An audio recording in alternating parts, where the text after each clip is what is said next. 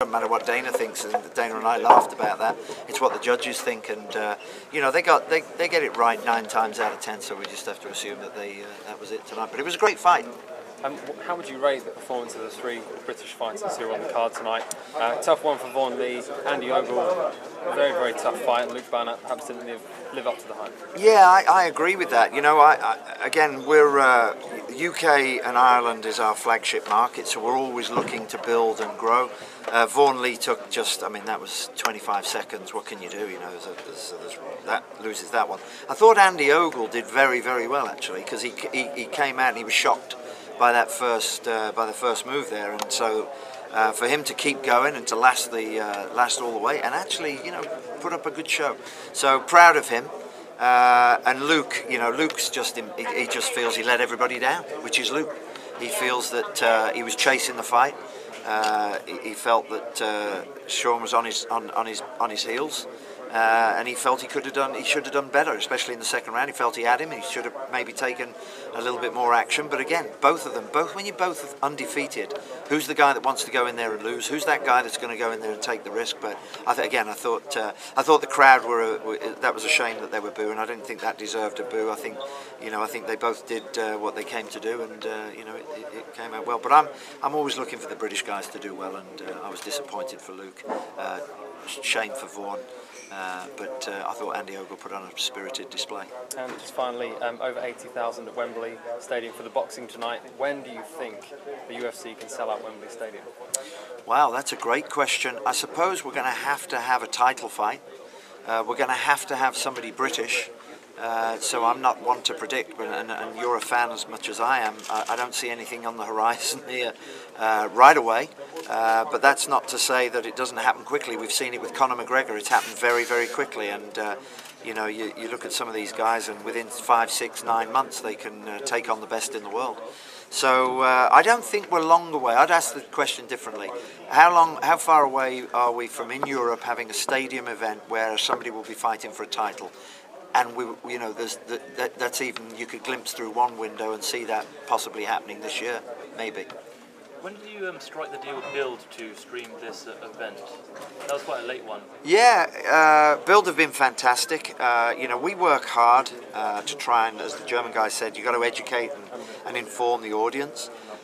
Build as a newspaper is a little irreverent. We know we have similar newspapers back in England, as you well know, but they're young guys. You usually find there's a fan in there somewhere.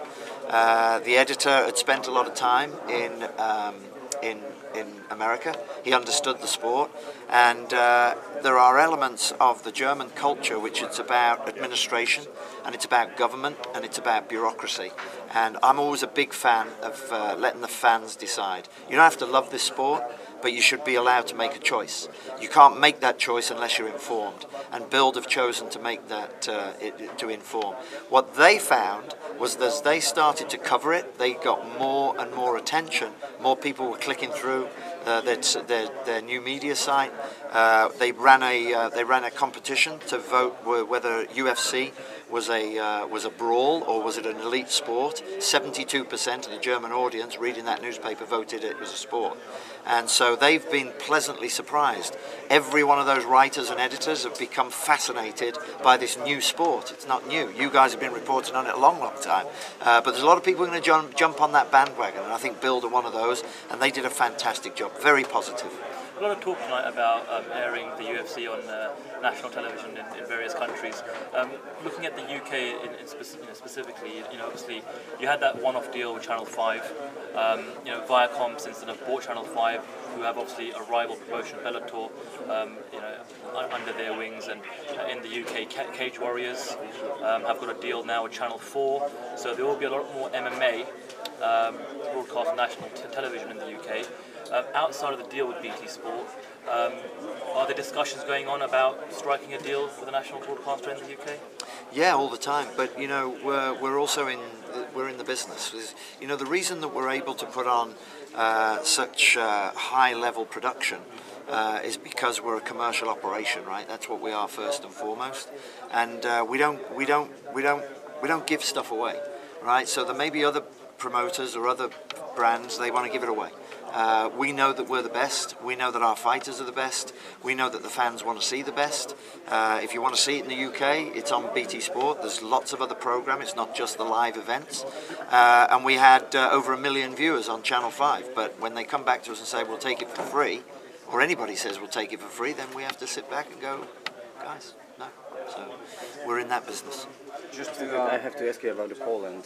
There were some signs that we might have been tonight in Gdańsk, and then we might have had another event fall. What went wrong, and when can we expect to have an UFC event in Poland? Well, you know, we had discussions. We booked some dates in the arenas. There are other promoters there. We're respectful of their business. They've spent a lot of years and resources investing in that market, and they've got a very, very clear fan base there. We had some conversations with them. We all agreed that it was probably best to leave it for this year, and we'll be back in 2015. There's one thing that we don't do, and we don't collaborate and we don't collude. Those are two things that we cannot do, but we do want to make sure it works for the Polish people, and there's plenty of interest from Polish arenas right now, including Krakow, Gdansk, Lodz, and obviously the older one in Warsaw. So still got lots of options going on, but we're not far away. Thank you. Just to touch back on Helsinki for a moment. In the media, there's been rumors that the arena has already been booked, and like the dates have been given to you. That just like the dates are here. Just bring the event. Can you comment on those? Yeah, don't be fooled by what the arenas tell you.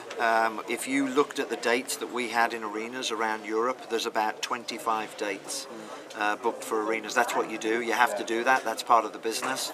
And then what I'll do is I go back and sit down with Lorenzo and sit down with Dana, and I say I need that event there, I need to continue that, I need to develop that. We've got a TV deal happening there, we've got an Ultimate Fighter happening there, and we're growing the market, and that's a clear plan. And I've got a plan for 2015 that I've laid out to the guys in Vegas, and that includes all the bookings and the dates. They have to match that up with Fight Pass, they have to match that up with Fox. It's a very complicated model, you know. It's not just a case of when can we all go to Helsinki and have a good time. You know, there's a few issues that we have to take consideration for. So yeah, we're working through it. Are the terrestrial deals done on a one-off base? So for Dublin, is it just going to be once off, get it exposed, and then, as you said before, the next time? It looks that. If the broadcaster wants it, they'll have to come back. Yeah, it looks that way right now.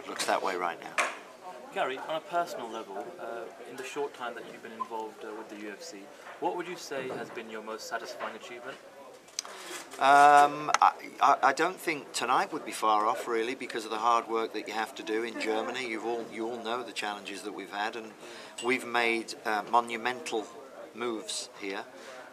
We filled I got a ton of them, haven't I? We filled the O2 Arena. You know, we sold out in short order. I don't know. There's so many, but I think the highlight of it is every time we do something, we're changing the landscape of sport. That's really powerful, I think, and I think we should look at.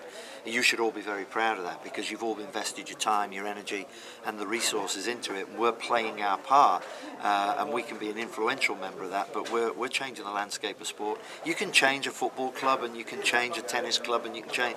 But at the end of the day, it's all part of their sport. We're changing the landscape. We're growing audiences around the world in multiples of hundreds of thousands and millions of people. Do you know the European numbers for Fight Pass?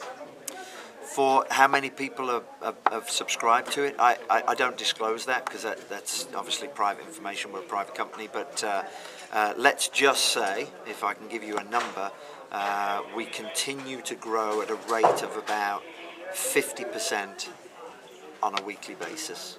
So that's catching fire, and that's good for us because it's becoming a library of content. The most viewed product on that digital network is UFC 1. It's always top of the charts, so everybody wants to watch UFC 1, which is ironic.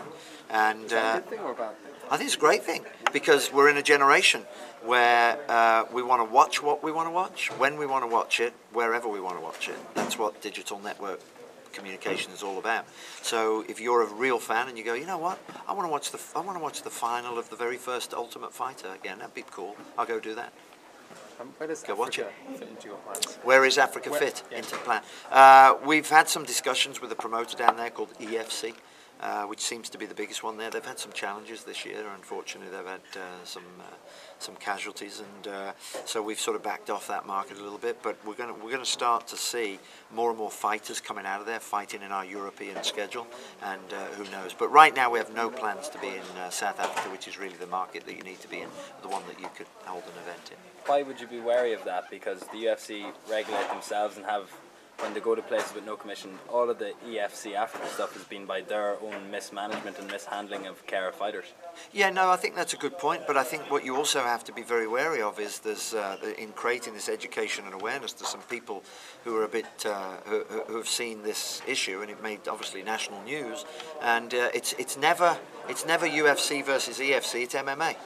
Right, so you have to be very careful and make sure that it corrects itself. They're good people. EFC, a great organisation.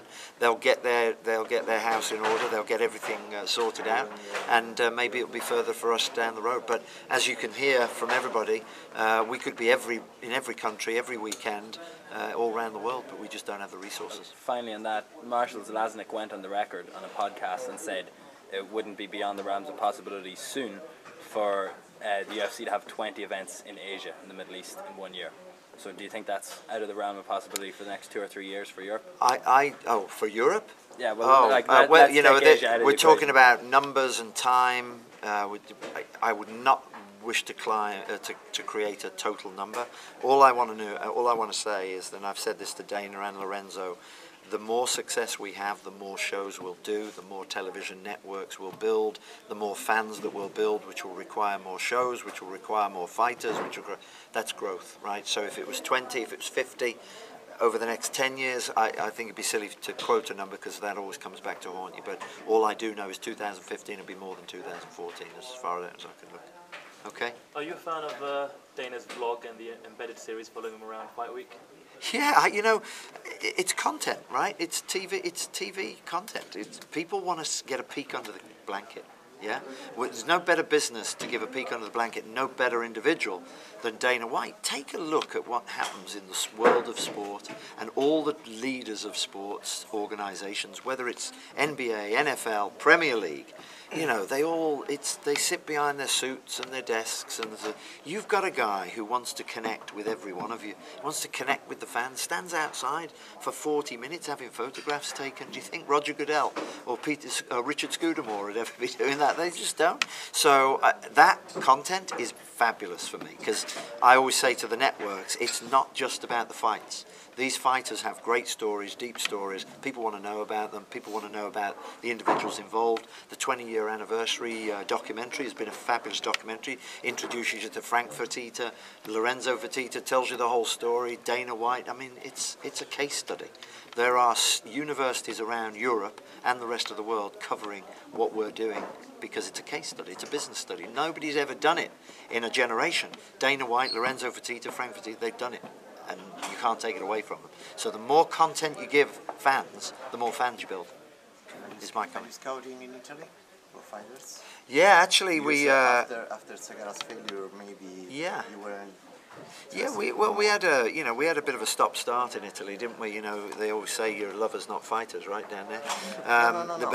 I didn't say but that. right, no, I was joking. But we've got some issues with a network that is moving into Italy. They want the content. They want to put it on Italian TV. So, hey, the more the merrier, right? I think UFC Fight Pass would be great as well. Yeah.